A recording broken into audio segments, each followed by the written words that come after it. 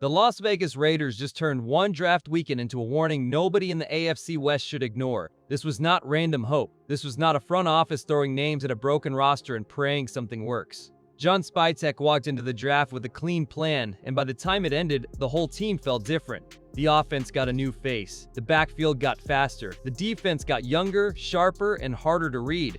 That is why this class feels dangerous before anyone even takes a snap.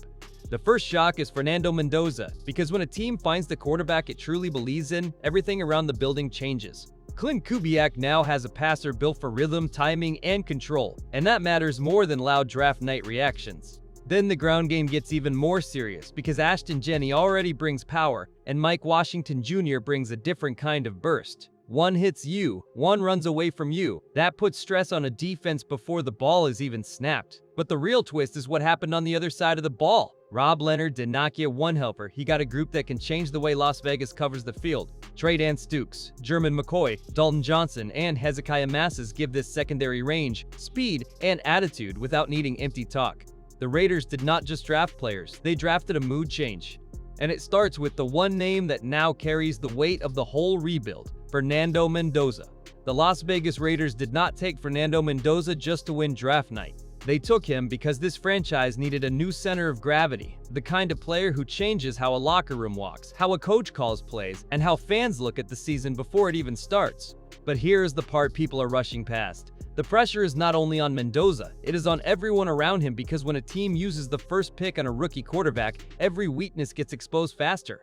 That is where Clint Kubiak becomes one of the biggest names in this whole story. His offense does not need chaos to look exciting. It needs timing, trust, and a quarterback who can stay calm while the play develops. Mendoza gives him that chance. He has the size, the touch, and the steady feel that make a play caller believe the whole page is open. Not just the easy throws, not just the safe ones, the full offense. And once a coach believes that, the team stops hiding and starts attacking. But the smartest part is that John Spytek did not build this like a one-man rescue mission. That would be lazy. That would be the kind of mistake bad teams make when they think a quarterback alone fixes everything. Mendoza is the headline, but the plan around him is the real story. Before he ever proves it on Sunday, the Raiders already started answering the question every young quarterback fears most. Who is going to protect him when the speed of the NFL hits for real? The answer started before draft weekend. With Tyler Linderbaum, the Las Vegas Raiders did not bring him in for decoration. They paid him because the middle of the offense was broken, and broken protection ruins young quarterbacks before fans even understand what happened. When a center walks into the building with that kind of price tag, the message is simple. The Raiders are done letting pressure decide their future. Then came Trey Zune III, and this is where the plan gets smarter. Most people saw pick 91 and moved on. Bad mistake. Zune gives Las Vegas a strong, flexible piece inside the line, and that matters when a team is trying to protect a rookie quarterback like Fernando Mendoza. This is not flashy, this is not loud, but it is the kind of move that decides whether a new offense grows or gets crushed before it breathes. And that is why John Spytek deserves more credit here. He did not hand Mendoza a helmet and hope. He started building the wall first. Tyler Linderbaum gives the offense control, Trey Zune III gives it depth and toughness, Clint Kubiak now gets a cleaner pocket to call from, and that changes everything. But protection is only half the pressure, because once the line holds, the next question becomes even scarier for defenses. Who is carrying the ball behind it? The Las Vegas Raiders did not stop at protecting the quarterback. They gave defenses another problem sitting right behind him. Ashton Jenney is no longer a mystery piece. He is entering year 2 after leading all rookies in rushing yards. Rushing yards after contact, broken tackles, and carries over 10 yards in his debut season, so this is not just hype anymore. This is proof the Raiders already had a real runner in the building. Then Mike Washington Jr. arrives, and that changes the whole feel of the room. He is a rookie, but he does not look like a small change of pace back. He brings a thicker frame, real burst, and the kind of speed that makes linebackers nervous before the handoff even happens.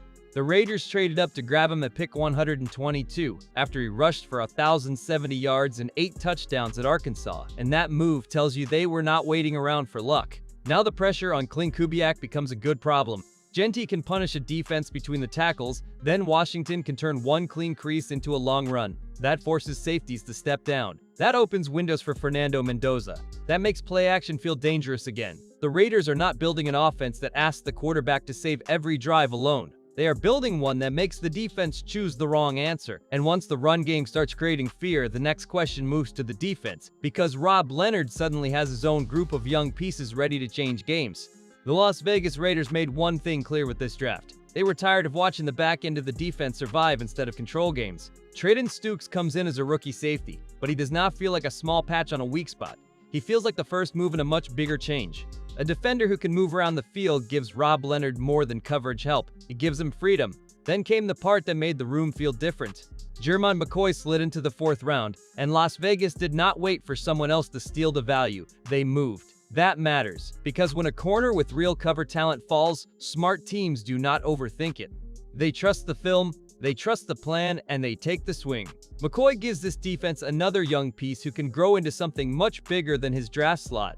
But this was not only about one safety and one corner. Dalton Johnson brings another layer of toughness from the same Arizona program as Stukes, and Hezekiah Masses brings serious ball production from California.